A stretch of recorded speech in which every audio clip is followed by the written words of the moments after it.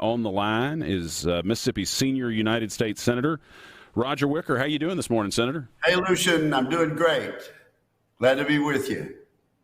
Well, I appreciate your taking the time. I know you've got a little bit on your plate in Washington right now. Absolutely, yeah. We've got an orange alert from smoke from Canada descending. I saw that's made it all the way to Washington. Hard to see the sun come up this morning. That's something. Well, you introduced some pretty serious legislation yesterday having to do with the sort of woke cancer at the Department of Defense. Can you tell us a little bit about the legislation?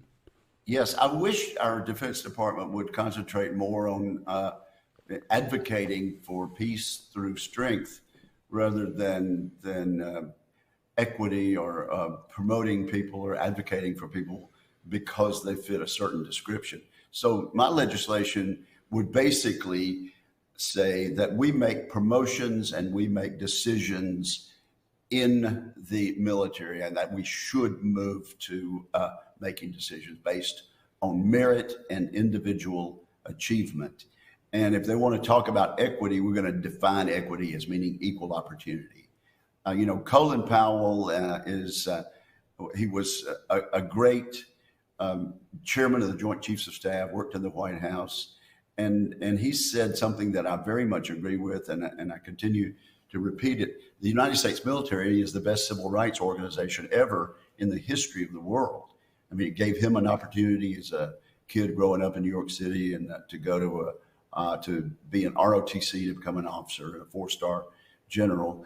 And there is nothing wrong with the way we have promoted people based on talent, achievement, and individual ability. And I think in this very dangerous time, we need to be talking about meeting the danger through strength rather than equity. And I'd be glad to talk to you about the situation we're in internationally. It's very, very dangerous. Well, you hit the nail on the head about defining equity, because to my mind, that's been the genius of the left, is to essentially change the meanings of words. Because, 10, 20 years ago, if somebody came up to you and said, do you think everything ought to be equitable?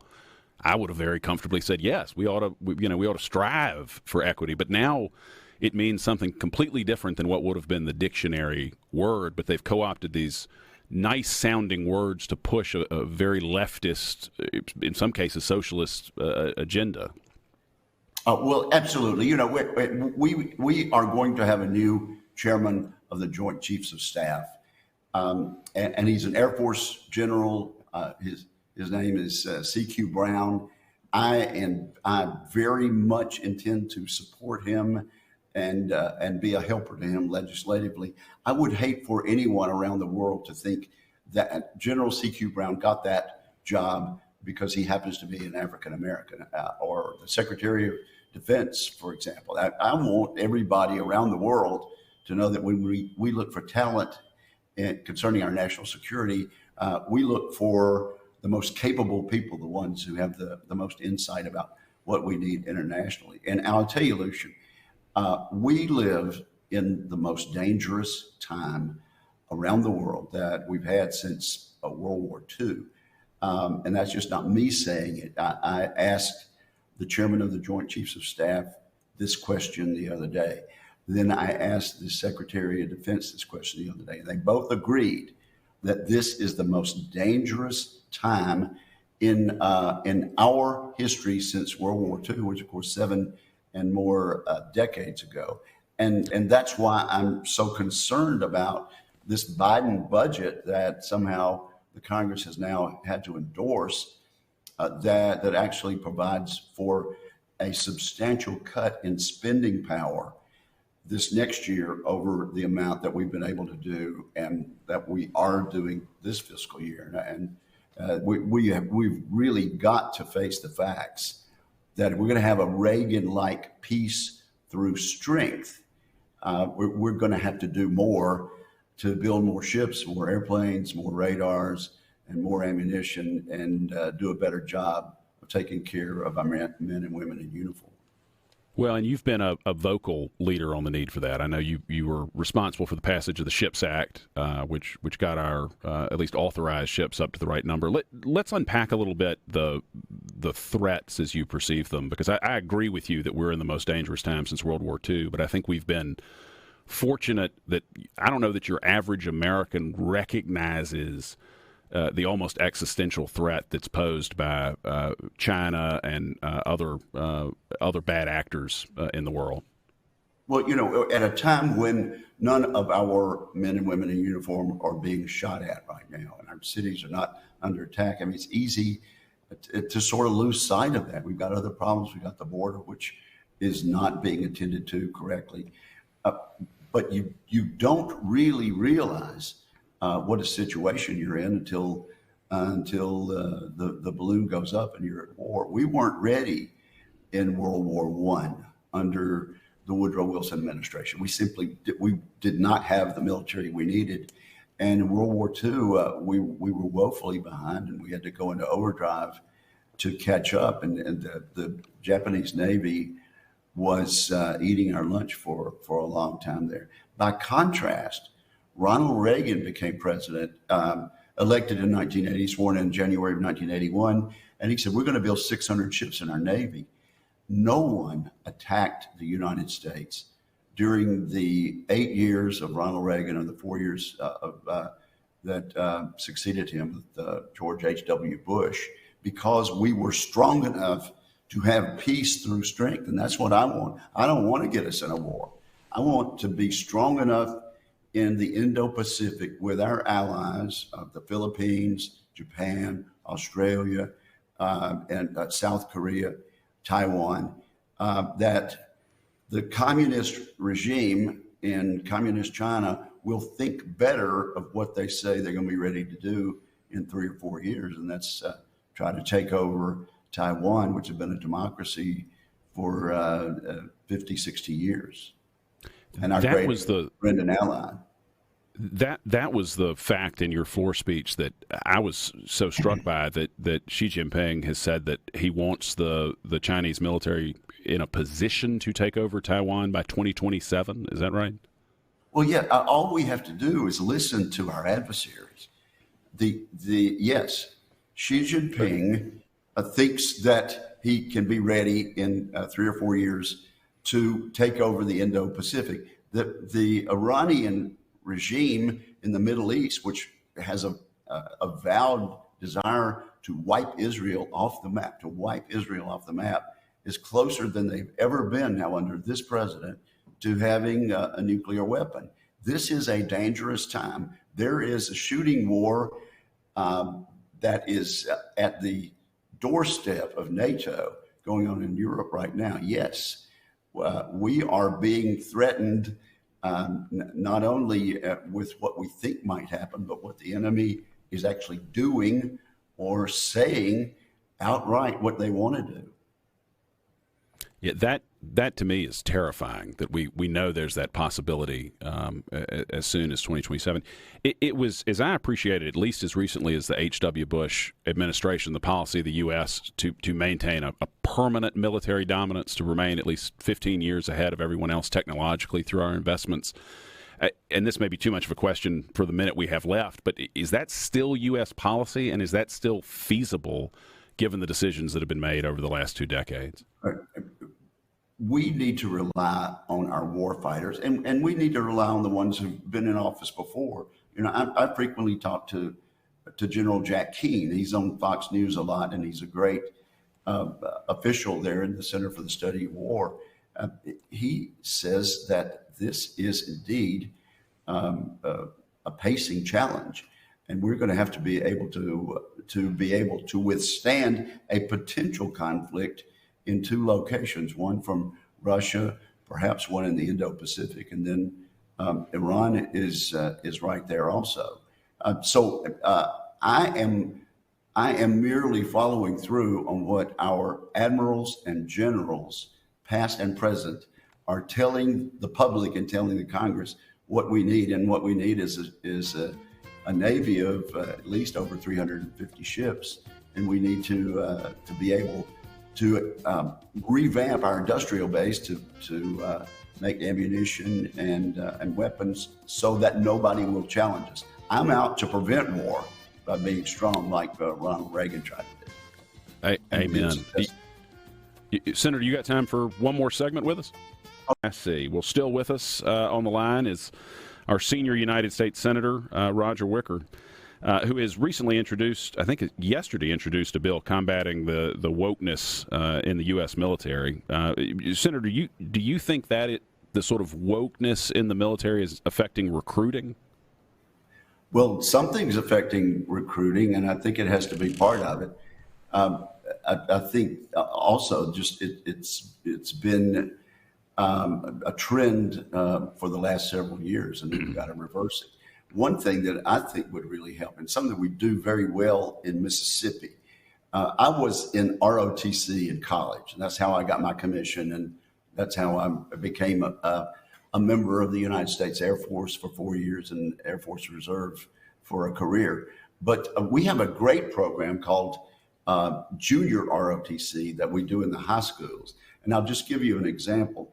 You can have a very poor school district with low achievement, but if there are students in that school district that are in junior ROTC in their senior, junior, sophomore years in high school, they graduate at a higher rate. They make better grades, stay in school. More of them go on to college.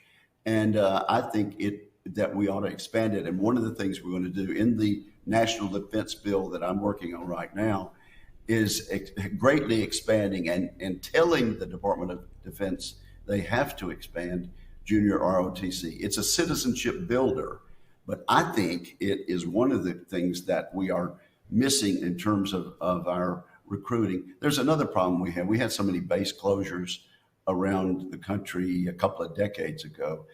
And children now growing up in vast segments of this country never see a military man. Nobody's dad down the street goes off to work at the base anymore because so many of them are closed. There are multiple decisions that we've made over time, but I do think if a kid wants to serve his country and do something hard, just like the people that want to get into law enforcement, they know it's dangerous, they know they're taking a risk, but they want to be there and be able to mix it up and do something that might lead to danger and will require courage. We need to encourage those people to make the military a career. And the other thing I would mention, Lucien, is physically the requirements. Most kids don't meet anymore. The physical requirements, the non-drug things like that. So there are a lot of things that need to be handled. But I think junior ROTC and getting away from the wokeness and back to service in doing a hard job to protect America and protect citizenships, these citizens of our country are two of the things that we need to work on. It's not going to be solved easily, and we're going to miss our targets this year under this administration. Going back a little bit to what we were discussing in the first segment about the rise of China in addition to other threats. I mean, are we at the point where a bipolar world is inevitable, where America being the sole hegemon? I mean, are we so far gone on the investing in the American military that we're going to have to contend with a world in which China is going to be a constant rival like the Soviet Union? We don't have to. But we need to start now. And the investments that I want to make in this NDAA, National Defense Authorization Act, we're working on now, which will apply to the next fiscal year, 24, are investments in missile and radar technology that we're manufacturing right down the road from you in Forest, Mississippi, at Raytheon, investments that we're making in ships all across the coast, investments that we want to be part of in all of our bases. those investments that we would authorize and appropriate money for this year will not be ready for 3 or 4 years. So we need to be doing that in terms of legislation absolutely now, so we don't have to wake up 3 or 4 years from now. But if we are, we've got allies that see us as the great hope for freedom in the Pacific. Our former enemy for 70 years ago, Japan. I mentioned South Korea, Taiwan, Australia, even Vietnam, where so many of our friends fought in the 60s and 70s. They are looking to us to just give them an opportunity not to be dominated by one dictatorial power in a whole hemisphere of the world. So I don't concede. I refuse to concede that China is going to be the dominant figure in that Indo-Pacific part of the hemisphere. Good. Well, I'm glad you're focused on that, and hope you'll. I certainly hope you'll be successful there. Talk to us a little bit about your vote against the debt ceiling solution. Well, the debt ceiling agreement involved a budget put forth for the military that by the Biden administration that amounted to a substantial cut in what we're able to do. It provided a 3% increase in military spending. That sounds great until you realize that inflation in military goods and services is 6 or 7%. So when you increase a budget 3% and inflation takes 6 or 7% of the buying power away, then you're taking steps backwards, not forward. And because the situation is so serious, like the chairman of the Joint Chiefs says, like the Secretary of Defense says, since the situation is so serious, the last thing we need to do is reduce our purchasing power. And I'll tell you another thing, Lucien. For 2 years in a row, these past two appropriations, on a bipartisan basis, Congress has added to President Biden's defense request by $20 billion 2 years ago and by some $45 billion last year. I think the president deliberately lowballed his request for next year, hoping, realizing that we would increase that. And I think he's probably astonished that the House and Senate would agree to a lower number without trying to plus that up. But to me, the debate on the debt ceiling should have started with, let's take care of defense. Let's agree as Republicans, Democrats, and independents that we need to protect America during this most dangerous time in 70 years. And after we've settled that, then let's talk about where to make other budget cuts. And I commend the Speaker for wanting to make budget cuts. He had a very tough negotiating climate, and I guess he did the best he could, but I would not have done it that way. I cast no aspersions on him, or I try not to criticize him because he was in such a bad situation. But the end result is an agreement that cuts defense. And we're going to have to go around that at some point, whether it's a supplemental appropriation or some new event may occur. But I honestly did not feel, I felt like it was best that I make a strong statement along with Tom Cotton of Arkansas, Lindsey Graham of South Carolina, that this agreement really harms our ability to have peace over the next 5 to 10 years and out in the coming decades. We've got about 40 seconds left, but I mean, is it realistic that the final position out of this Congress will end up with something that adequately funds the Department of Defense? I think as the realization grows that we are in the worst situation we've been in 70 years in terms of a dangerous globe, as that continues to sink in not only to the American people, but candidates for president and members of Congress. I think the American people will insist that we build up our readiness, and that's going to require more ships, more planes, more ammunition, and more military spending. We can find savings, but we're going to have more readiness and peace through strength that we had for 12 years under the Reagan doctrine. Well, thank you. Thank you for all you're doing on that front to keep us safe and keep us strong as a country. And thanks for taking the time to be with us this morning, Senator. Thank you, Lucien.